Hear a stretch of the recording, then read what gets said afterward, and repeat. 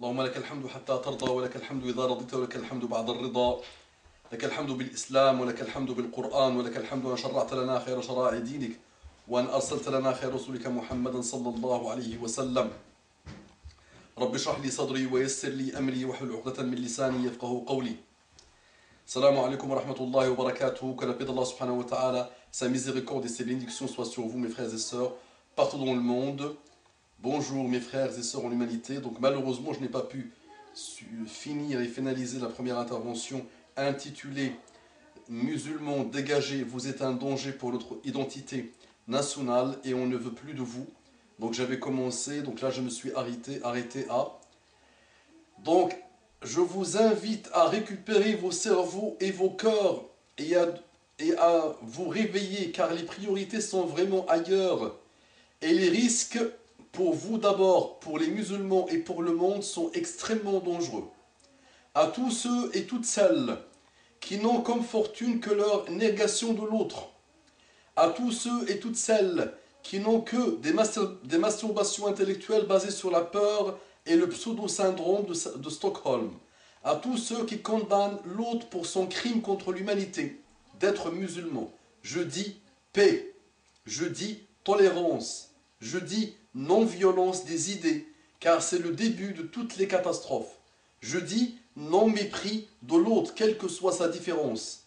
Je dis faites vraiment attention, car vous allez semer des guerres qui vont justement vous faire regretter cette notion du confort de l'assassin.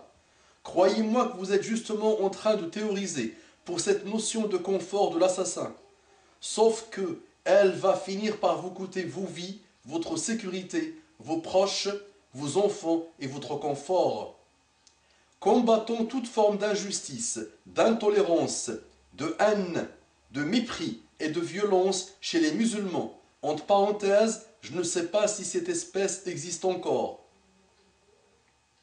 Combattons toute forme d'injustice, d'intolérance, de haine, de mépris et de violence chez les juifs.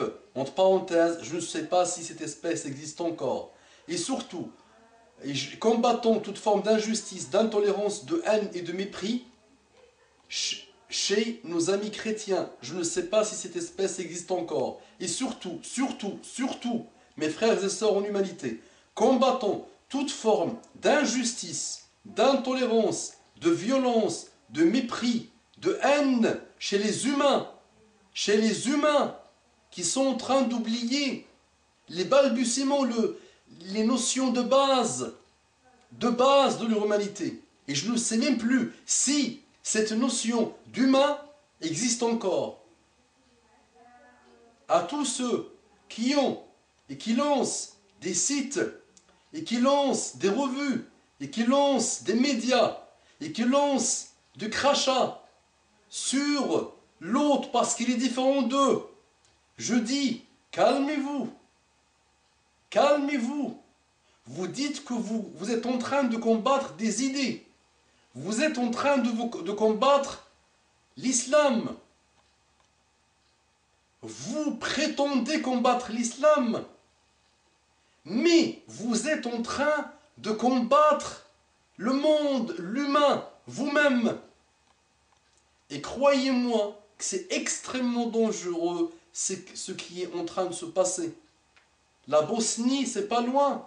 Je sais que ça fait plaisir à quelques-uns qu'on a exterminés. Et l'Europe, regardez, à 1 heure de Paris. Et les États-Unis, regardez. Les Bosniaques en train d'être exterminés par les Serbes. Je sais que ça a fait plaisir à quelques-uns. Mais tirez l'histoire. Tirez les leçons de l'histoire humaine. Attention. D'autres ont essayé. C'est vrai que vous avez pu finir avec le communisme. Facile. Très facile. Combattre un système, il n'y a pas plus facile. Il n'y a pas de loi qui peut durer. Aucune. Il n'y a rien qui peut durer. Il n'y a pas ni la première, ni la deuxième, ni la cinquième, ni la 10e qui peut durer. Des civilisations entières enfouies dans la poubelle de l'histoire humaine. Mais, impossible, non possible de combattre l'islam. Mais là, attention, on ne peut pas combattre ça. Mais on ne peut pas le combattre. Pas possible. Pas possible. Et on ne doit pas combattre l'humanité ou nous-mêmes. Par contre, on peut et on doit combattre toute forme d'injustice, quelle qu'elle soit, quelle que soit son origine, quelle que soit sa forme, quel que soit son pseudo-intérêt que le Satan et que notre ego, notre nefs nous montrent au départ. Les musulmans, je dis aux musulmans, réveillez-vous. Vos parents étaient respectueux en Europe, étaient très respectueux, même trop respectueux. Ils baissaient la tête.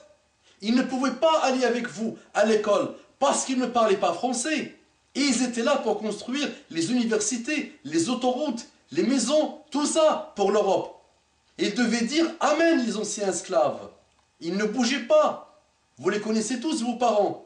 Maintenant, vous, vous êtes réveillés, vous êtes partis, vous avez grandi et vous avez pensé que vous êtes réveillés. Vous êtes réveillés mauvais, parce que vous êtes passé de l'extrême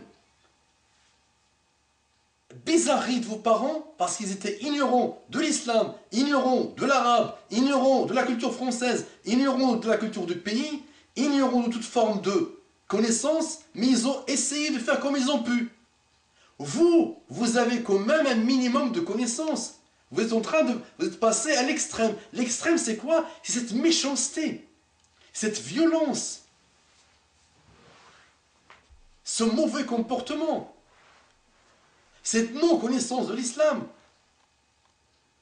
Eh ben oui, toi tu ramènes ta femme à l'hôpital et tu commences à hurler, à gueuler parce que tu ne veux pas qu'elle soit vue par un gynécologue homme. Mais c'est la folie, le monsieur. Mais je te le dis, parce que là, ils ont utilisé ce type de cas minables et peu nombreux pour nous casser la tête. Et sur 6 millions de musulmans en France, il y a peut-être 1 ou 2 cas qui ont fait ça, et dansent avec les gnous malheureusement qui dirigent la France et qui dirigent l'Europe, mettre les 6 millions de musulmans dans le même sac, les 45 millions de musulmans d'Europe, les mettre dans le même sac.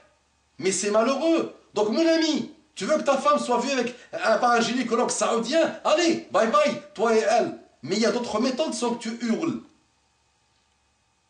L'exemple va encore me sortir des commentaires à la con. Excusez-moi le mot. Parce que c'est vrai, c'est vraiment des commentaires cons et à la con. Parce qu'ils me font rire. Ton comportement doit être parfait, doit être gentil, doit être celui de Muhammad sallallahu alayhi wa sallam. Je vais t'expliquer des choses sur Muhammad sallallahu alayhi wa sallam. Quel que soit ton niveau, ton pseudo-niveau de science, je vais te parler de lui. Et va vérifier ce que je vais te dire, Inch'Allah, sur lui. Parce que tu ne le connais pas. Tranquille, mon ami, pars. Pars et tu vas voir des merveilles dans les pays musulmans. Allez, pars.